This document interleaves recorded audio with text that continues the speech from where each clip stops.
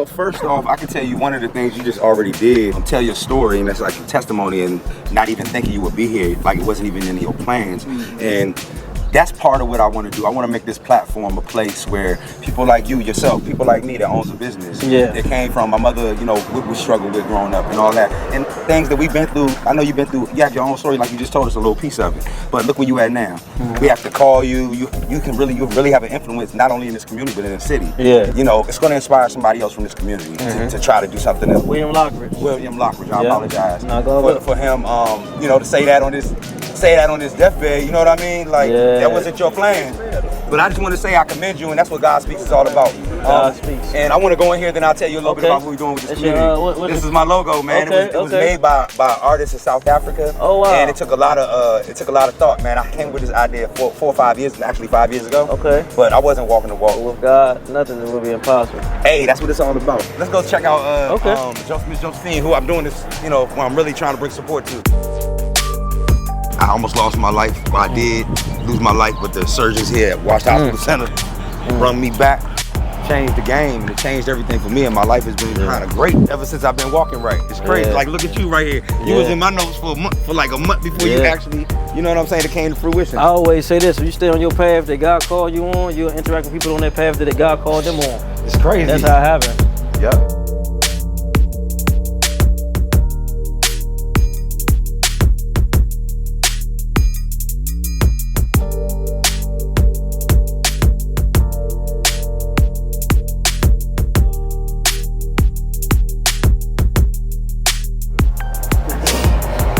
Yeah, but you know, our jam is being a safe, nurturing space. We run out of school time programs, trauma informed, so our team is either from the area, we've been working in the area for many years, and we have lived experience similar to the demographic that we serve.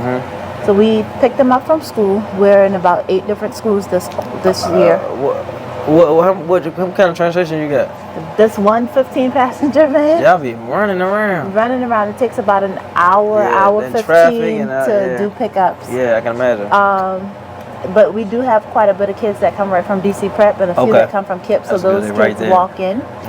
And then the other ones what about KIP Douglas right here? Yeah. And then the other ones we pick up in our little van. Sometimes personal vehicles, depending on what the day gives. I get you. When they come in, they sit down, they have a snack, they have time to hang out, chill out. If they have homework, we assist with the homework. And then at about 5:15, we engage them in some type of activity.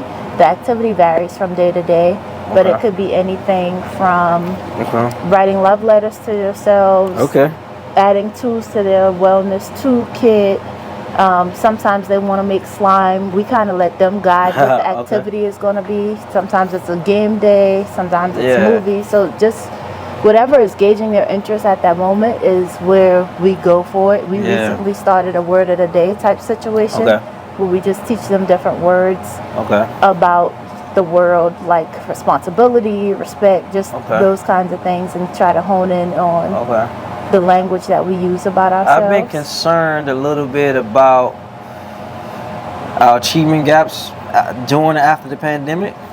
So I've been working with Office of Out of School Time to put more money in the budget to kind of close those gaps, because I was in a school, I don't say the name of the school, but they had one person in the entire grade that was proficient in math in the entire school. And I was like, man, so you know how it's like if you're in high school, the high school blaming the middle school blaming the elementary school, and they just keep matriculating up without really getting what they need, and that affects their self-esteem, what they believe about themselves, their ability to grow and go to the next level. You know, so I don't know if you saw that with Office of Out of School Time, but we're gonna be doing a tremendous amount of focus on programming around that. Sweet. We are OST funder. Learn 24, right? Yeah, we're one of their grantees. Learn 24? Learn 24? Yeah, we're one of their grantees. And so we make sure that we give them the space and support to get like homework done. We work through those problems with them, and our whole jam is like social emotional learning. Because if you're not able to self-regulate, you're not able to learn. That's critical. Actually, I was with a group of senior citizens today at Fort Stanton. and they were asking for someone to come and teach that to the seniors because they felt like, well, there was one guy, he was saying that they need a staff person there to do that because they're there, the kids are there, there's a real disconnect about just being self-aware, understanding your behavior, dealing with your trauma, bringing the trauma in the building. Yeah. And so DPR don't necessarily do that, but I understand what he was saying, but I was just trying to explain that they can be community partners and or government agencies who specialize like DBH, DOH, they chip in and provide those services. So and there's also a tool being developed. I don't know if you've heard of Effective to Great Education. I have not. Her name is Laura Thompson. I know her name is Laura, but the business is Effective to Great Education, and she's developing like a culturally responsive dashboard for teachers and community partners to utilize in our area. She started the pilot with our group, and so we can just go right into that URL and get different information on how to provide those services to participants. I thoroughly enjoy it. I think it's something that makes our workday easier when it comes to just thinking through different lessons and ways to build confidence, ways to make sure that we're giving our kids the opportunity and the space to learn how to become socially aware. Yeah, that's critical, man. 'Cause our kids dealing with so much.